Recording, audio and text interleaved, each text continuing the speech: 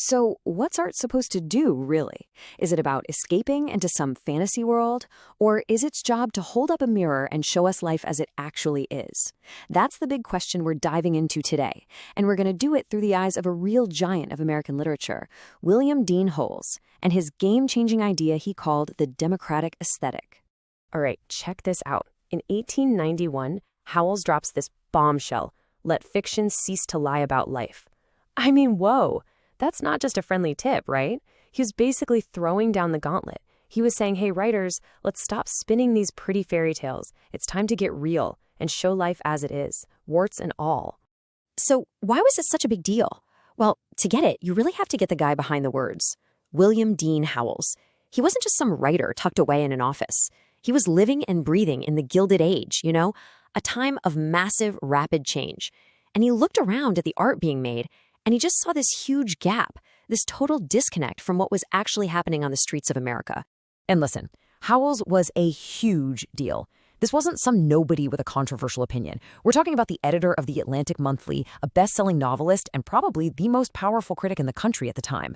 So when he put out his book, Criticism and Fiction, people listened. It wasn't just another book on the shelf. It was basically a manifesto that was going to change American literature forever. Okay, so what was this grand lie he was so fired up about? Well, he looked at the popular books of his day, and what did he see? A whole lot of romanticism. Sentimental stories with perfect heroes and happy endings, a version of life that, let's be honest, had almost nothing to do with how people were actually living. He drew the battle lines so clearly. On one side, you had the old way of doing things. It was all about personal feelings, copying these old European stories about larger-than-life, idealized heroes. But Howells? He wanted something totally different. Something almost scientific. He said, let's observe reality, dispassionately. And let's stop writing about kings and dukes and start writing about the common, everyday folks right here in America. And for Howells, this wasn't just about what made a good story. No, this was way deeper. It was political. It was philosophical. He basically believed that if America was going to be a true democracy, then its art, its stories had to reflect that. They had to be democratic too. And that brings us to the absolute core of his whole idea, the democratic aesthetic. It sounds fancy, but the concept is actually pretty straightforward. Think about it. If your whole country is built on the idea that everyone is created equal, shouldn't your art reflect that too? Howells thought so. For him, it meant art had to stop focusing on the fancy, the elite, and start finding the truth and the beauty in the lives of regular, everyday people. I mean, listen to this quote. He says, "The arts must become democratic, and then we shall have the expression of America in art." That's it right there. For him, this wasn't just about tweaking novels. This was about capturing the very soul of the nation in its art. It was about fusing what it means to be American with the stories we tell ourselves. But here's the thing about Howells. He wasn't just some academic throwing out theories. He was a writer himself, and he gave other writers a practical playbook. He was like, you want to join this realist movement? Okay, here are the new rules. Here's how you actually tell the truth in your fiction. And his guide was pretty simple, really, based on 3 main ideas. First, just be honest. No more flawless heroes or totally evil villains. Just show people as they really are, with all their complications. Second, make it relatable. Write about the stuff we all feel: love, jealousy, ambition, the things we recognize in our own lives. And finally, be authentic. Write the way people actually talk, not in some high-flown, flowery language nobody actually uses. Okay, but for Howells, this whole push for realism went even deeper than just writing techniques. It really got to the heart of why we even make art in the first place, and maybe even what it means to be human.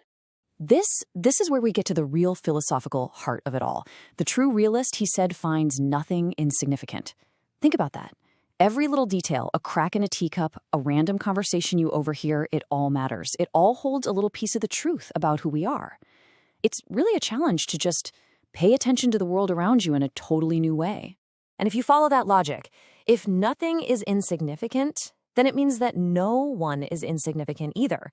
See, this focus on the common person, it's not about being patronizing. It's the exact opposite. It's this powerful statement that every single individual life has dignity and matters. And then he says this, which is so powerful. No living man is a type, but a character. He's basically declaring war on stereotypes. The job of art, he's arguing, isn't to give us a cardboard cutout of the farmer or the businessman. The real work is to explore the unique, messy, complicated soul of one individual person. And what's so cool is how he brings all these very modern ideas right back around to the classics. He argued that this new realist art wasn't throwing tradition out the window. Actually, by telling the truth about our lives, it was doing exactly what art has always been supposed to do, going all the way back to the ancient Romans. To delight us, sure, but also to teach us something meaningful. So that leaves us with one final thought to chew on. In our world today, with social media and perfectly curated Instagram feeds, we're constantly showing these idealized versions of ourselves. So doesn't Howells' big mission, his call to cease to lie about life and find what's important in the real, the messy, the insignificant, doesn't that feel more important now than maybe ever before? Just something to think about.